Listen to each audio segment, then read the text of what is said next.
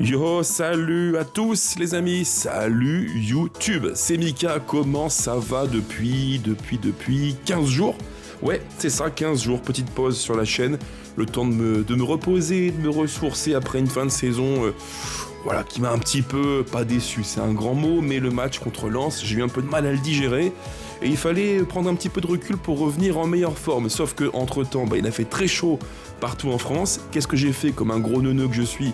J'ai mis la clim à fond, j'ai eu un sale virus pendant pas mal de temps et j'ai encore un petit peu la voix cassée. Bref, et d'ailleurs j'y pense parce que je vois à l'écran ma chemise, elle fait un peu verte, ouais c'est bizarre, alors que je vous jure que c'est vrai, elle est pas du tout verte, elle est vraiment bleue. Je vous prie de me croire, ne me dites pas en commentaire Mika t'es habillé en vert, pas du tout, elle est bleue, je vous le jure les amis. Et en plus de ça, est-ce que c'est quand même fou ce qui m'arrive? Hier, je vous dis sur l'espace commentaire YouTube que je prépare une vidéo qui va sortir d'ici peu. Et qu'est-ce qui se passe? J'enregistre tout et là, au montage, voilà, c'est les joies du direct, le son n'a pas été capté. Eh ouais, pas de bande son, j'avais l'image sans le son. Donc, il a fallu tout recommencer, sauf que le travail, les enfants, machin, vous connaissez la musique. Donc, je fais ça maintenant, on est mardi 2 juin, il est 20h40 à mon PC portable, et donc je vous refais la vidéo, format un petit peu différent, que j'aurais dû sortir donc hier. Voilà toutes les explications à mon retard et à ma petite pause pendant 15 jours sur YouTube. Et comme je vous l'ai dit, j'espère que tout le monde s'est bien porté pendant cette absence. Alors n'oubliez pas les gones, si vous aimez le contenu, avec ma voix un petit peu qui part en sucette, si vous aimez le contenu, pensez au petit pouce là maintenant, c'est gratuit, ça coûte rien, je ne fais aucun appel aux dons, je ne fais aucun sponsoring, rien, nada, rien du tout. Mais si vous aimez le contenu, un petit pouce, ça fait très plaisir. Pensez aussi à commenter, pensez aussi à vous abonner, activer la cloche et swiper dans l'espace commentaire pour booster le contenu. Merci à toutes et à tous, les amis. Alors, au menu du jour, qu'est-ce que je vous ai réservé? Préparez-vous, c'est assez copieux. J'aurais dû faire la semaine dernière une vidéo bilan de la saison de l'OL avec mes notes individuelles pour les joueurs, le coach.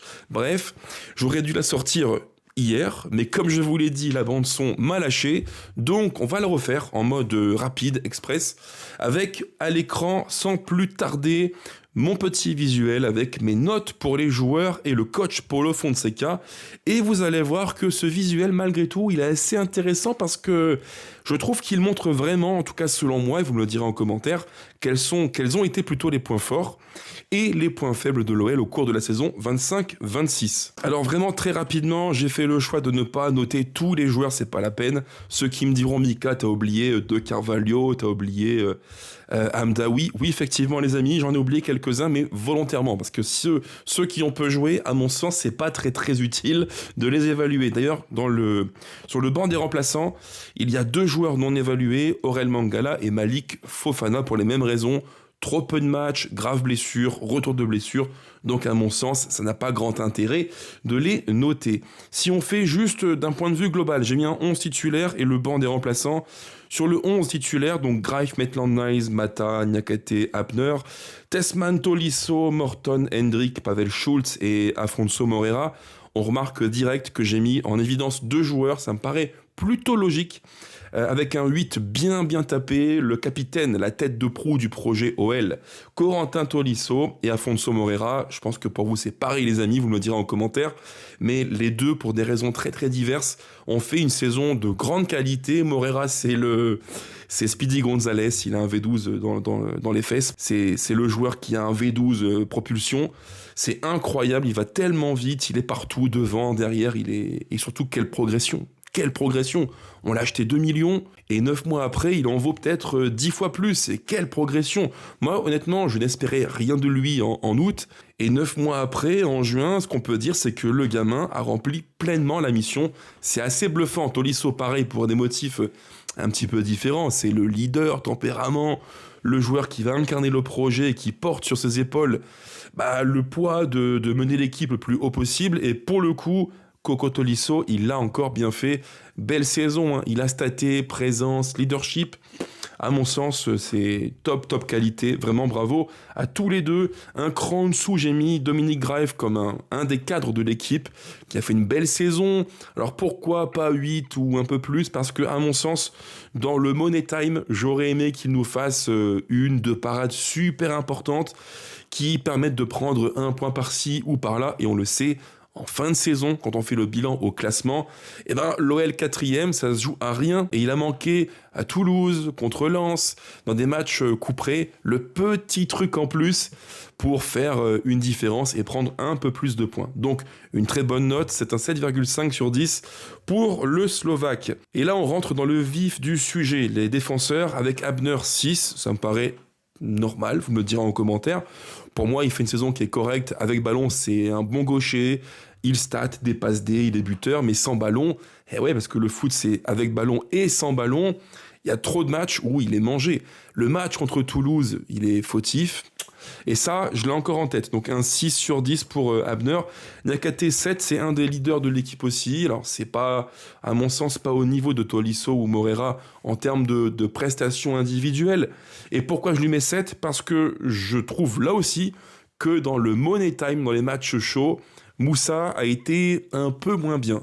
Moins leader, moins souverain sur le terrain. Il y a des matchs où je me suis dit, bon, bah, il est un petit peu sur la photo. À Toulouse, il perd un duel côté droit avec Gbo qui amène au but. Donc voilà, c'est des petits trucs, des petits signaux qui me font mettre un 7 pour Niakate, mais ça reste une bonne saison. Mata, c'est l'un des points épineux, je le sais. Beaucoup me diront Mika, Mata. Oui, c'est vrai. Pour moi, c'est un petit peu une saison en 2 temps. Je dirais une première moitié où c'est pas mal. Dans son rôle de couverture de l'espace, il est rapide. Et c'est important. Dans l'OL de Fonseca, il faut des centraux qui soient rapides pour couvrir en bloc assez haut. Le problème, c'est que Mata, il a, je crois, 33 piges de mémoire. Et sur la fin de saison, la seconde moitié de la saison, j'ai eu le sentiment que les 33-34 ans, il les faisait vraiment. C'était moins bien, il était fatigué, et j'ai encore en tête ce but qu'on prend au Parc OL, le but du 0-4 de Thauvin avec le Racing Club de Lens, où Mata est à la peine complète. Donc pour moi, ça vaut 6 sur 10, et je pense que l'an prochain, il faudra instaurer une vraie transition. À ses côtés, Hensley Maitland-Niles, pour ne pas dire Maitland-Naz, c'est le grand mystère. Moi, c'est le joueur que je n'arrive pas à comprendre. C'est quelqu'un qui peut, quand il est dans un bon jour, être un top 5 de Ligue 1, et parfois, dans un jour impair, quand il est moins bien, c'est un top 20, mais plus 20 que top 1, quoi. Donc, Maitland-Niles, c'est un gros problème. C'est un joueur que j'ai beaucoup défendu, parce qu'avec ballon, il a cette intelligence tactique pour être latéral droit, s'insérer dans le cœur du jeu, très bien. Mais le problème, c'est que le foot se joue avec ballon et surtout sans ballon. Et le ballon, tu l'as souvent au maximum 55% du temps. Donc quand tu ne l'as pas, qu'est-ce que tu fais? Lui, il est pas bon. Et il est pénalisant. Toulouse, il y a eu aussi Lens, il y a eu trop de matchs, ou Rennes aussi que j'ai failli oublier. Tous ces matchs couperés pour l'OL, à chaque fois ou presque, Maitland-Niles est sur la photo. Et ça, c'est quand même pénalisant pour une équipe qui voulait viser la LDC directement. Donc pour moi, 4,5 pour Maitland-Niles. Testman 5, ça en dit beaucoup, voilà, sur ce que je pense de lui. C'est quelqu'un qui se prend pour le Thiago Motta de l'OL, sauf qu'il n'est en fait qu'un Thiago Motta de Wish, avec tout ce que ça implique en termes d'attitude, de body language, de lenteur sous pression, d'intensité, bref, c'est pas suffisant. Voilà. Tolisso 8, comme je l'ai dit, Morton 7, parce que c'est un petit peu, là encore, une saison en 2 temps, très bon, vraiment très bon pendant 2 tiers de la saison, et un petit peu à la peine physiquement pendant le tiers restant, donc 7, ça me paraît plutôt cohérent. Afonso Moreira, donc 8, et Pavel Schultz en pointe, donc en tant que faux numéro 9, je lui mets 7,5. Là encore, quelle surprise, parce qu'il arrive un petit peu dans l'inconnu total. On ne sait pas réellement ce qu'il vaut. J'ai vu à l'époque des vidéos de lui avec Pilsen, c'était pas mal. Mais entre Pilsen et la Ligue 1 et l'OL, il y a un écart. Et il fallait y arriver. Lui, il l'a bien fait. Donc pour moi, avec autant de buts, de stats, une hype autour de Pavel Schultz, ça mérite une bonne note. Et enfin, Hendrik, qui est le joueur bonbon, la petite gourmandise pour l'OL durant l'hiver du mois de janvier. Hendrik, je mets un 6,5. Pourquoi? Parce que certains me diront, Mika, c'est un peu trop payé, d'autres me diront, c'est pas assez payé. Là encore, j'ai hâte de vous lire en commentaire. Pour moi, c'est un prêt qui est concluant parce qu'il fait 5 mois chez nous où il plante des buts, il fait des passes D, il fait des différences. Alors oui, c'est vrai, il y a des matchs où c'était moins bien, bien sûr. Mais comme je l'avais dit quand il a signé chez nous en prêt, attention à ne pas trop attendre d'un gamin de 19 ans qui doit jouer au foot. Et à l'OL, dans ce contexte-là, je pense que parfois, on a un petit peu trop attendu de lui. Donc pour moi, c'est un bon prêt, 5 bons mois, et je n'exclus pas, je vous le dis les amis, au passage, petite parenthèse mercato, je n'exclus pas l'hypothèse où Hendrick puisse revenir à l'OL et faire une deuxième année en prêt chez nous. Voilà, c'est dit au passage. Et sur le banc, pour aller plus vite, Yaremchuk 6, c'est plutôt positif. Voilà, je ne sais pas si l'OL va le garder ou pas. Est-ce qu'on va négocier le prêt, le montant plutôt d'achat du joueur à la baisse? Est-ce qu'on pourra le faire, oui ou non? Là encore, je ne sais pas. Fonseca l'aime beaucoup. Je pense qu'il a un profil qui est différent, qui sera utile pour nous, mais je ne connais pas la suite des événements. Fofana pas évalué, tout comme Mangala. Karabec, je mets 5, parce que Karabec, c'était au départ un joueur que je trouvais intéressant. Dans ce profil de meneur excentré à droite, bon gaucher, c'était pas mal. Il avait une capacité à prendre le ballon, crocheter du gauche et sur des centres trouver de la tête quelqu'un. Ça, il l'a plutôt bien fait, sauf que le problème, c'est qu'en fait, au fil de la saison, l'effet de surprise s'est un petit peu estompé, c'est normal. Quand tu le vois jouer une fois, 2 fois, 3 fois, 4 fois, 5 fois, bon, t'as compris le topo, quoi. Tu sais ce qu'il sait faire et ce qu'il ne sait pas faire. C'est pas un joueur de 1 contre 1, il est pas hyper dynamique, c'est je prends le ballon, je me réaxe, je centre ou je tire. Il a disparu des radars et je pense que c'est même sûr d'ailleurs, au vu des contenus numériques que publie l'OL sur le compte Twitter et Instagram, je pense qu'on ne le verra pas l'an prochain sous nos couleurs. J'ai vu Moussa lui dire en vidéo d'après-match, je crois contre Lens, il lui a dit « t'es un bon gars et keep going ». Ça veut tout dire, voilà. Donc je pense que le Tchèque jouera loin de chez nous l'an prochain. La suite, Noah Narté, 5,5 sur 10. Pourquoi ? Parce qu'en fait, il a fait de bons débuts chez nous, convaincant, techniquement très bien. Il y avait eu ce match en Ligue 1 où il entre en jeu, où je me suis dit, c'est bien, vraiment chouette. Et pour être très franc avec vous les amis, quand il débute chez nous, Narté, je me dis, en fait, il est même mieux que ce que j'imaginais. J'avais dégusté à l'époque quasiment 5 ou 10 matchs de lui dans son club précédent. Et en fait, il y avait quelques petits défauts qui me paraissaient un peu embêtants. Une forme de nonchalance, un manque de puissance physique et un petit manque d'intensité. Dans ses débuts à l'OL, tout ça, on l'a plutôt pas vu, mais le problème, c'est que là encore, l'effet de surprise s'est un petit peu estompé et son mauvais côté est revenu au premier plan.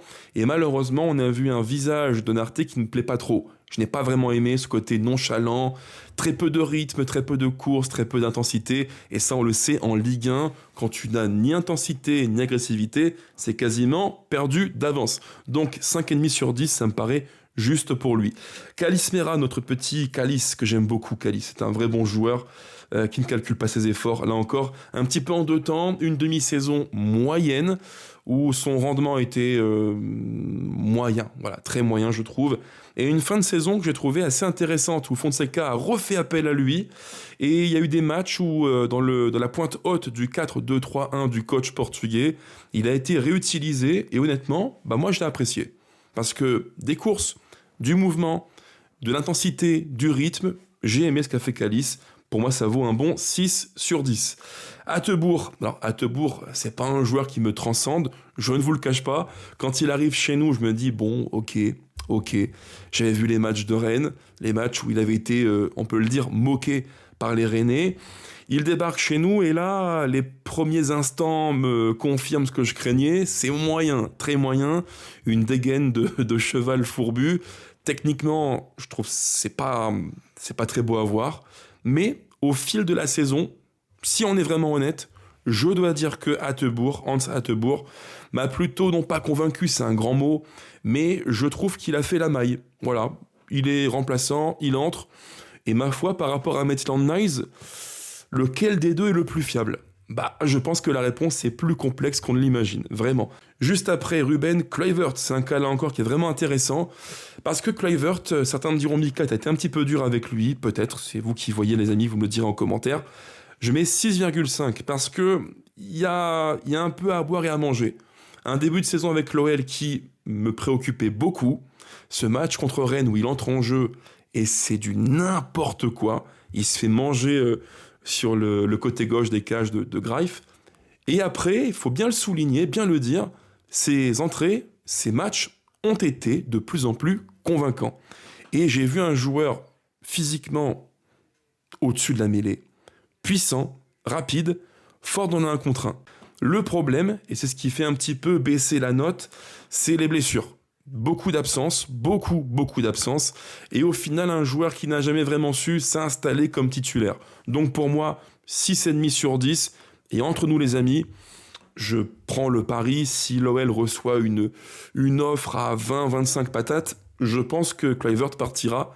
J'en suis quasiment convaincu. Et donc pour terminer, 2 joueurs, Tagliafico, l'Argentin que j'aime beaucoup, c'est pas un secret, vous me connaissez les amis, et j'ai été tellement déçu, parce qu'il a traversé la saison comme un fantôme. Il a prolongé à l'OL l'été dernier, j'étais très content, vraiment content, mais alors le rendu sur le terrain, entre les blessures, les absences, les suspensions, les pétages de câbles contre Monaco, je crois, et contre Vigo, waouh! Ah, Nicolas Tagliafico, c'est vraiment une saison qui ressemble presque au néant. Honnêtement, j'ai mis 4,5 sur 10. Ça me paraît presque gentil. Et enfin, Rémi Descamps, ma foi, ça vaut 6 sur 10, je dirais. Parce que bonne doublure, plutôt fiable. Quand on a fait appel à lui, il a répondu présent, il était au rendez-vous. Dans le style que Fonseca demande au gardien, avec une relance du gauche plutôt précise. Voilà, pour moi, ça a fait le taf, c'est une bonne doublure. Et je pense même qu'il pourrait mériter en Ligue 1 un club du top, fin de tableau, quoi. Ce serait pas une honte absolue, loin de là. Paulo Fonseca, pour moi, ça vaut 7,5 sur 10. Là encore, certains me diront Mika, ça valait 8. D'autres diront Mika, ça valait 7. En fait, il y a un peu des deux, il y a à boire et à manger. Il y a le Fonseca qui a bien fait jouer l'OL, les matchs où j'ai vu des circuits de passe sous pression de grande qualité, verticalité, vraiment top, nickel. Et il y a aussi le Fonseca, c'est un petit peu le yin et le yang. Il y a le Fonseca que j'aime beaucoup moins, qui parfois est plutôt conservateur que coach qui veut imposer un truc à l'équipe d'en face. Et ça me dérange. On est à l'OL, il y a de l'ambition malgré tout. J'ai besoin d'un coach qui, dans les moments chauds, va prendre le tableau tactique et va renverser la table. J'ai besoin de ça. Et lui, honnêtement, il a un petit côté conservateur, petit bras, qui me déplaît vraiment. Et je pense que l'OL a souffert sur quelques matchs dans le Money Time de ça. J'en suis intimement convaincu. Et en plus de ce que je vous dis là, il y a un autre point qui m'a gonflé, c'est la communication du coach. Sa com, pour moi, elle n'est pas adaptée au moment de la fin de saison. Quand il nous dit que oui, si on finit 5e, c'est pas si mal, non. Donc pour moi, ça vaut 7,5 sur 10. Et sur le cas Fonseca, j'ai hâte de vous lire, les amis. Donc au global, note moyenne des joueurs, 6,21 sur 10. Note du coach, 7,5 sur 10. Et je mets aussi une note pour la prestation, le rendu global de la saison. On finit 4e. Si on m'avait dit en août 25, devant la caméra, en train presque de chialer que l'OL finirait 4e, jamais j'y aurais cru. Donc pour moi, ça vaut 7,5 sur 10. Ce qui fait que la moyenne pondérée, on est à 7,1 sur 10. Ça confirme, je pense, plutôt bien ce que j'ai dit en préambule de la vidéo. C'est une bonne saison pour l'OL.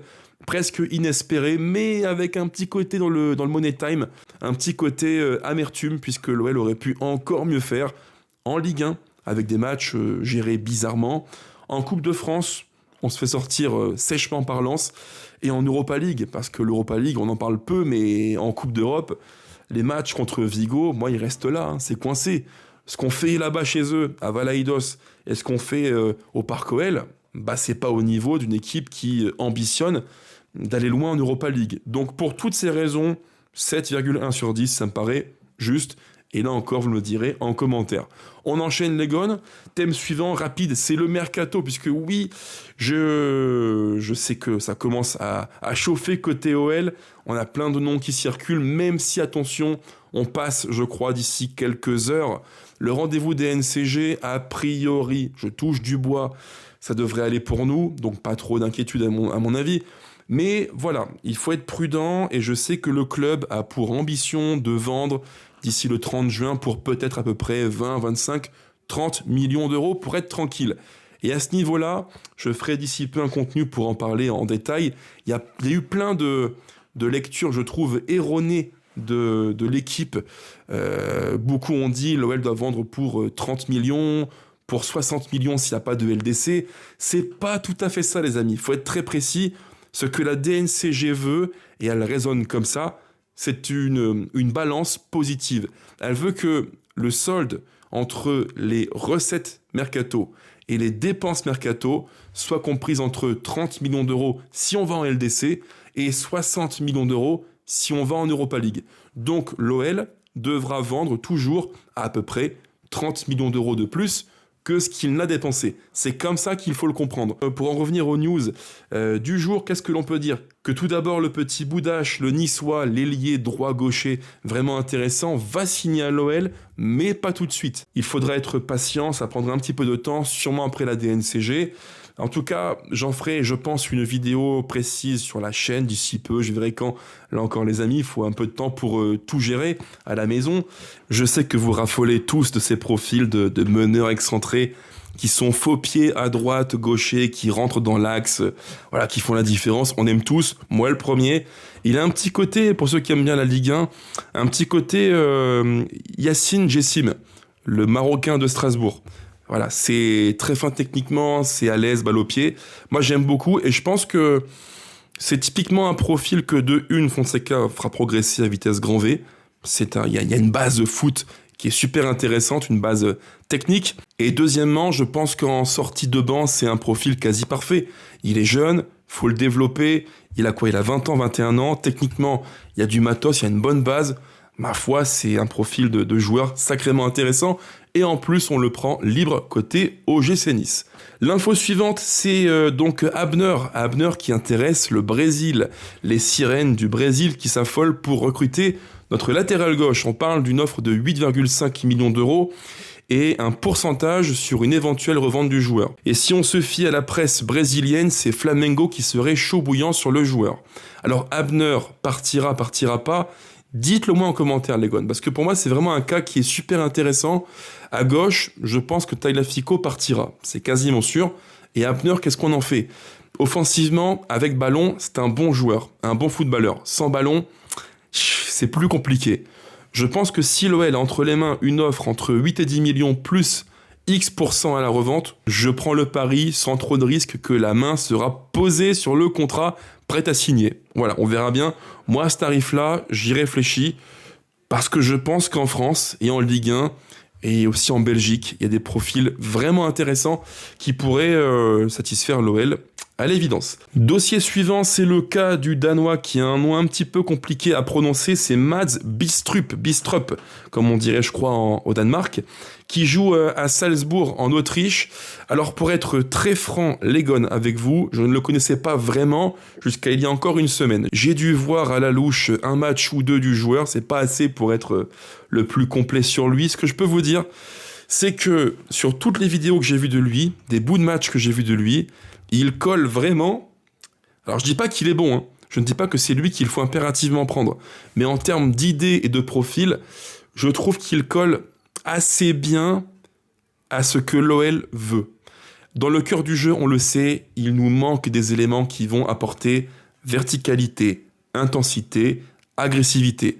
Je ne dis pas que Bistrup, peu importe, c'est vous qui me direz. Je ne dis pas que c'est le profil idéal et que c'est le joueur qu'il faut impérativement prendre. Mais en termes de profil, à mon sens, ça matche plutôt bien avec les besoins qu'on a à l'OL. Il faut du mouvement, il faut de l'intensité, il faut du volume physique, du coffre, des projections.